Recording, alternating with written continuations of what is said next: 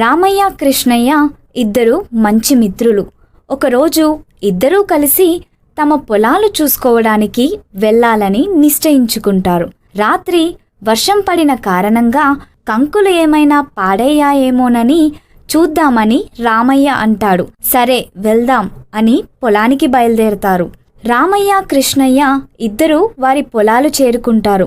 రాత్రి విపరీతంగా వర్షం పడిన తరువాత కూడా తమ పొలంలో పంటకు ఏ నష్టం జరగనందుకు సంతోషించారు.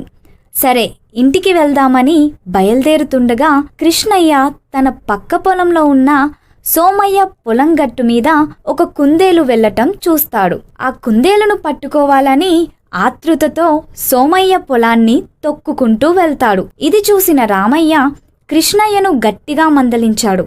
కృష్ణయ్య పట్టించుకోకుండా పరుగెత్తుతూ వెళ్తూ సోమయ్య పొలాన్ని తొక్కేశాడు. చివరికి ఆ కుందేలు కూడా దొరకలేదు. మరుసటి రోజు ఉదయం మళ్ళీ వాళ్ళు పొలం చూసుకోవడానికి వెళ్తారు. కృష్ణయ్య పొలంలో కంకులన్నీ ఎవరో తీసుకెళ్తారు. ఏమైంది అని పక్క పొలం వారిని విచారించగా రాత్రి దొంగలు వచ్చి పంటనంతా దోచుకెళ్లారు అని తెలుస్తుంది. కృష్ణయ్యకు అప్పుడు అర్థమవుతుంది, మనం ఒకరికి చెడు చేయాలని చూస్తే మనకు అదే జరుగుతుంది, మంచి చేస్తే మంచి తిరిగి వస్తుంది.